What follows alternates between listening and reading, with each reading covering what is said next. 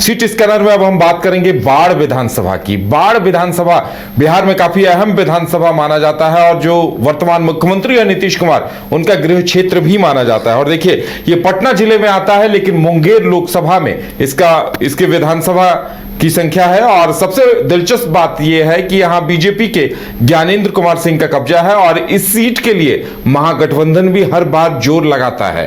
तो वहां के लिए बात करेंगे। इस वक्त हमारे साथ हमारे वरिष्ठ सहयोगी राकेश रंजन जी हैं, जिनसे बाढ़ विधानसभा को लेकर जानेंगे। राकेश जी, बाढ़ विधानसभा को इस बार किस तरह से देख रहे हैं आप?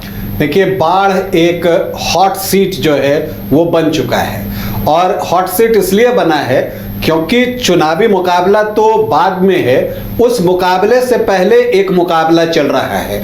वो गठबंधन के जो सहयोगी दल हैं उनके बीच चल रहा है और ये दोनों तरफ से चल रहा है। फर्क इतना है कि एनडीए की तरफ से खुल्लम खुल्ला है कि हम लड़ेंगे तो हम लड़ेंगे, और महागठबंधन की तरफ से देखें तो एक आहट सुनाई देती है, चुपके से कुछ इधर उधर हो सकता है। तो इसलिए जो है बाढ़ की चर्चा इन दिनों बहुत है और यहाँ पर इस तरह की चर्चाएं हो रही हैं, उस पर भी हम आगे जो है वो डिस्कस करेंगे।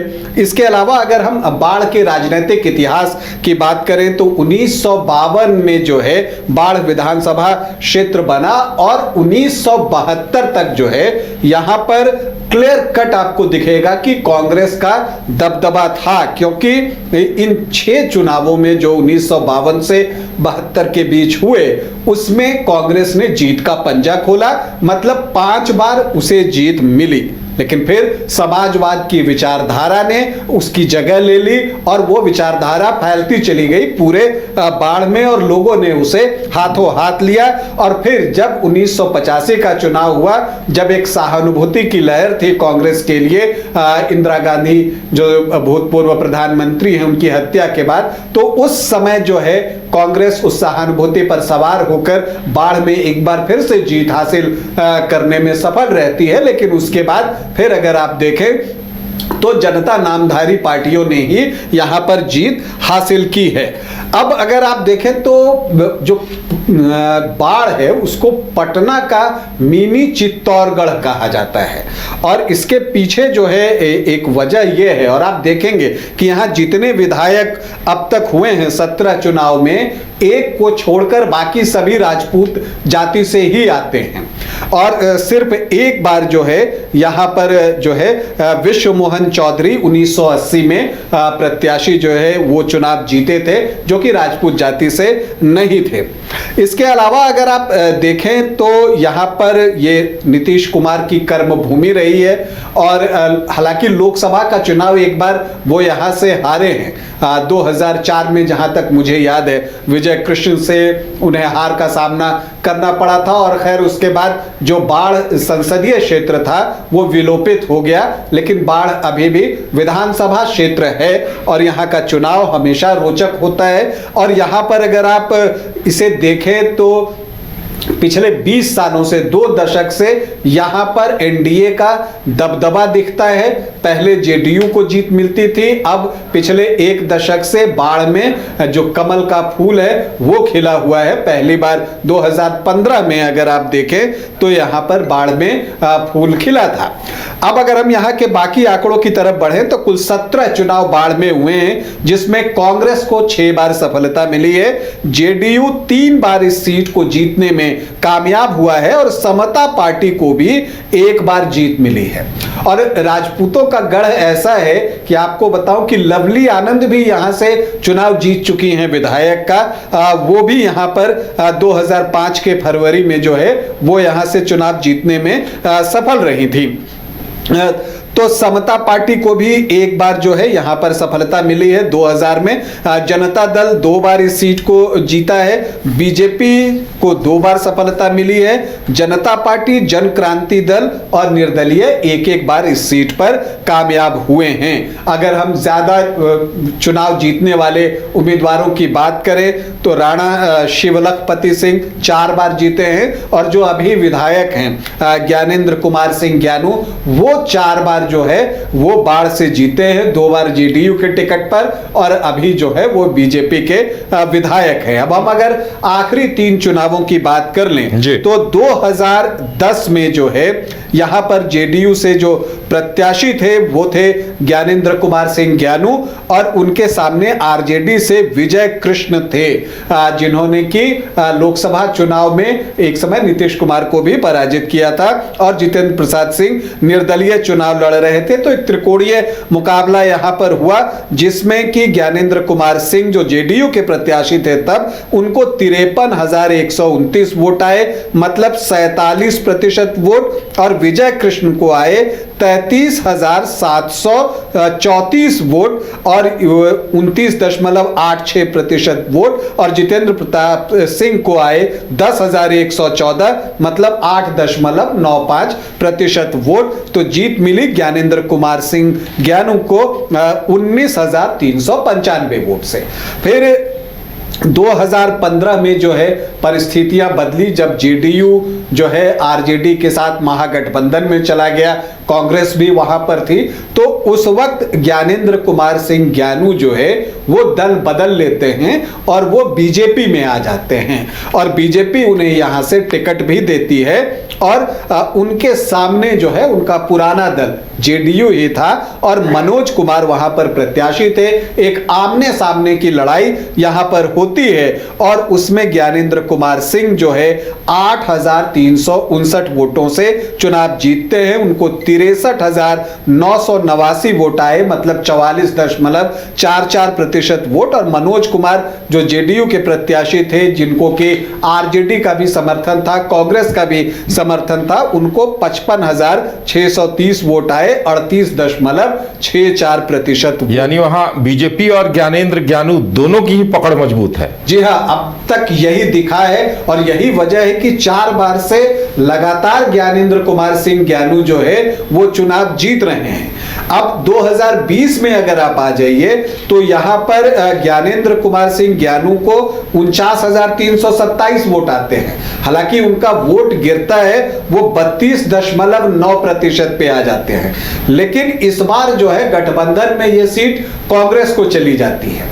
तो ज्ञानेंद्र सिंह ज्ञानू के समय अगर आप 2010 से देखिए तो एक बार आरजेडी उनके विरोध में था, एक बार जेडीयू उनके विरोध में था, और पिछली बार कांग्रेस उनके विरोध में चुनाव लड़ रहा था। सत्येंद्र बहादुर 39,087 वोट उनको मिलते हैं, 26.1%। लेकिन यहां पर करणवीर सिंह यादव जो है, जो कि लल्लू मुखिया के नाम से बेहतर जाने जाते हैं, वो भी चुनावी मैदान में निर्दलीय ताल ठोक रहे थे, और उनको 38,406 वोट आ जाते हैं, 25.6% वोट। तो एक ट्रायंगुलर फाइट, जहां पर ज्ञानेंद्र कुमार सिंह ज्ञानू को 10,240 वोटों की जीत मिली। तो ये सीट अभी बीजेपी के पास है। लेकिन जो मैंने कहा कि मुकाबले के पहले एक मुकाबला चल रहा है, तो अब यहां पर जो है ज्ञानेंद्र कुमार सिंह जो हैं वो बीजेपी के कैंडिडेट तो हैं ही, जेडीयू के एमएलसी संजय सिंह ने भी खुले आम ताल ठोक दिए है, और उन्होंने कहा है कि वो बाढ़ से चुनाव लड़ेंगे। 2026 में उनका जो विधान परिषद का जो कार्यकाल है वो संपन्न होना है, तो उन्होंने खुलेआम घोषणा की है कि वो चुनाव लड़ेंगे। अब ये बताना बड़ा मुश्किल है कि ये बातें उन्होंने खुद कही हैं या उन्होंने इसके लिए नीतीश कुमार और पार्टी की अनुमति ले ली है और तब वो ये बातें कह रहे हैं, क्योंकि कई बार ज्ञानेंद्र सिंह ज्ञानू कुछ ऐसे भी बयान दे देते हैं जिससे बीजेपी असहज महसूस करती है।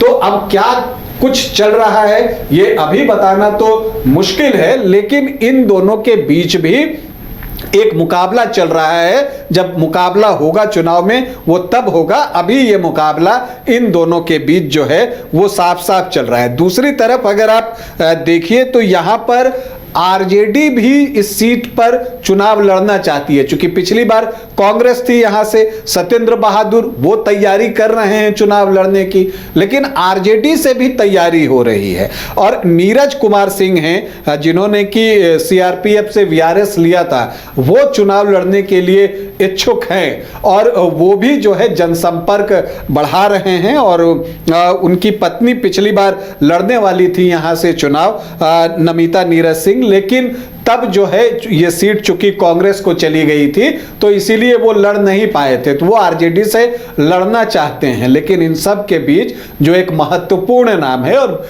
बेहद महत्वपूर्ण नाम है वो है लल्लू मुखिया का, करणवीर सिंह यादव का।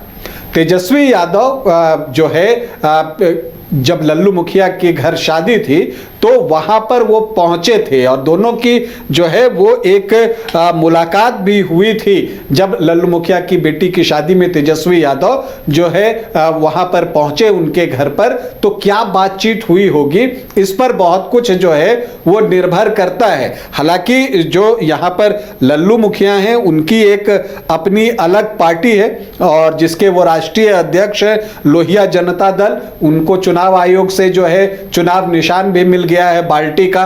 तो अब देखना है कि वो बाल्टी में वोट बटोरते हैं या बाढ़ में लालटेन जलाना चाहते हैं, लेकिन इसके लिए आरजेडी उन्हें ऑफर करती है ये सीट या नहीं करती है, इस पर भी बहुत कुछ निर्भर करेगा। और वो दबंग नेता है और उनकी एक अपनी जो है इस इलाके में पैठ भी है, इससे भी आप इनकार नहीं कर सकते। लेकिन एक चीज जो यहाँ पर देखने को मिली है कि यहाँ पर जीत ज्यादातर जो है वो राजपूत उम्मीदवारों को ही मिलती रही है। तो ये ट्रेंड चलता रहेगा या बदलेगा, इस बार इस पर बहुत कुछ जो है वो हमें देखने को मिलेगा। अगर हम यहाँ के जातीय समीकरण की बात करें तो जो एक अनुमान है, जो आंकड़े हमें मिलते हैं जिसका हम विश्लेषण करते हैं और फिर एक अनुमान लगाते हैं, बिल्कुल ये परफेक्ट नहीं होता लेकिन एक अनुमान के अनुसार आसपास होता है। उसके अनुसार अगर हम देखें तो जो अनुसूचित जाति के वोटर्स हैं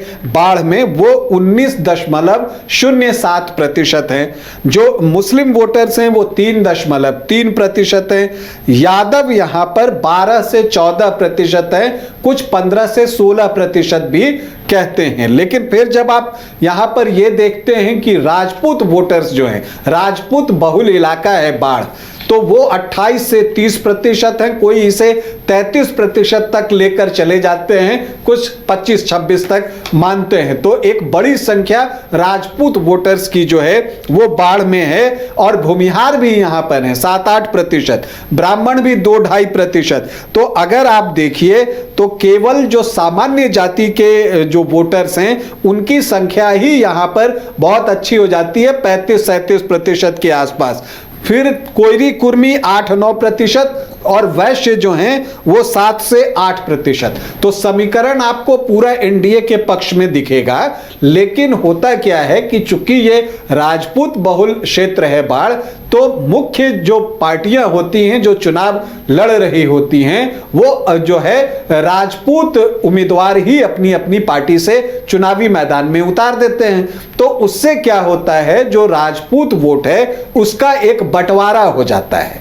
तो राजपूत वोट जो है उतना निर्णायक नहीं रह जाता, क्योंकि वो दो तरफ जो है वो बट जाता है। दिलचस्प यह है कि यहां पर भूमिहार वोटर जिधर जाएंगे और जो आपको अति पिछड़ी जातियां हैं, तो भूमिहार वोटर्स और जो अति पिछड़ी जातियां हैं वो जिसकी तरफ झुक गई पलड़ा उसी तरफ झुक जाता है। और अभी तक देखने में आया है कि जो भूमिहार वोटर्स हैं वो आमतौर पर एनडीए को सपोर्ट करते हैं और यही वजह है कि 2 दशक से यहां पर ज्ञानेंद्र सिंह ज्ञानू जीत रहे हैं लगातार।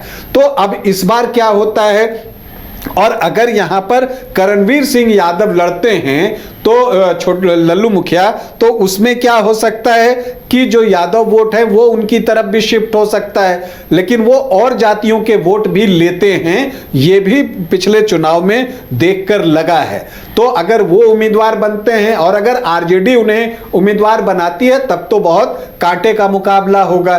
तो अभी बाढ़ में बहुत चीजें अनिश्चित है। पहली बात कि ज्ञानेंद्र कुमार सिंह ज्ञानू ही चुनाव लड़ेंगे या यहां पर संजय सिंह चुनाव लड़ेंगे जेडीयू से, पहले तो ये तय होना है। महागठबंधन से कांग्रेस लड़ेगी या आरजेडी यहां से लड़ेगा, और अगर आरजेडी लड़ेगा तो उसके कैंडिडेट कौन होंगे, नीरज कुमार सिंह होंगे या कोई और होंगे, या फिर लल्लू मुखिया आरजेडी के कैंडिडेट बनेंगे। तो जब एक बार सारे उम्मीदवार सामने आ जाएंगे तब जो है बाढ़ को और अच्छे ढंग से एनालाइज किया जा सकेगा कि यहां पर क्या कुछ हो सकता है। लेकिन जहां तक समीकरण की बात है, समीकरण जो है वो आपको एनडीए की तरफ जो है थोड़ा झुका हुआ दिखता है, और उसका प्रमाण भी मिलता है कि आप देखते हैं कि 2000 में समता पार्टी जीती थी और 2020 में बीजेपी जीती। इस बीच में आप देखें तो समता पार्टी या जेडीयू या बीजेपी यही जो है बाढ़ से सीट निकालने में कामयाब हुई है। तो रोचक मुकाबला बाढ़ में होगा और हॉट सीट रहेगी, ये मानकर चलिए कि बाढ़ हॉट सीट रहने वाली है और यहां के चुनाव पर पूरे बिहार की नजर होगी। तो चलिए, बाढ़ में उम्मीदवार कौन होंगे, समीकरण क्या होंगे, इसका इंतजार किया जाए। लेकिन इतना तय है कि बाढ़ पे सबकी नजर रहेगी इस बार के विधानसभा चुनाव में।